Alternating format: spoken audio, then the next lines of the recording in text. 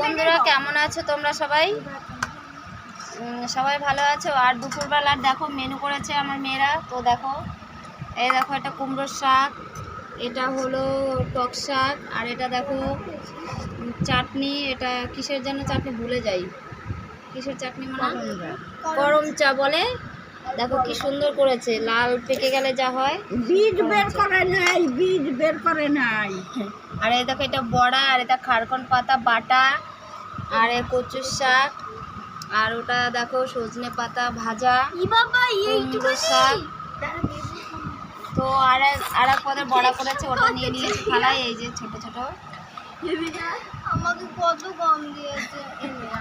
তো বন্ধুরা দেখো আমার মেয়েরা এগুলো রান্না করেছে আজকে, আর এগুলো সব এই রাস্তা থেকে মাঠে থেকে কুড়িয়ে এনেছে।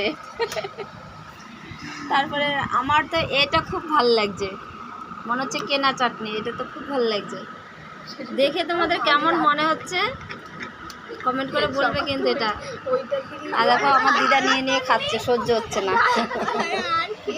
আমার দিদা নিয়ে নিয়ে খাচ্ছে।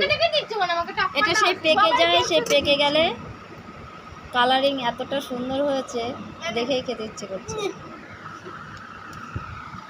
লোকেরা খাচ্ছে। এ রান্না করে রাঁধুনি, এ রাঁধুনি। আর না, তোকে দেখায়নি। আর এই দেখো এ খাচ্ছে। এরা দুজন মিলে রান্না করেছে, আমার এই দুই মেয়ে মিলে রান্না করেছে। দেখো ভাত নিয়ে নিয়েছে,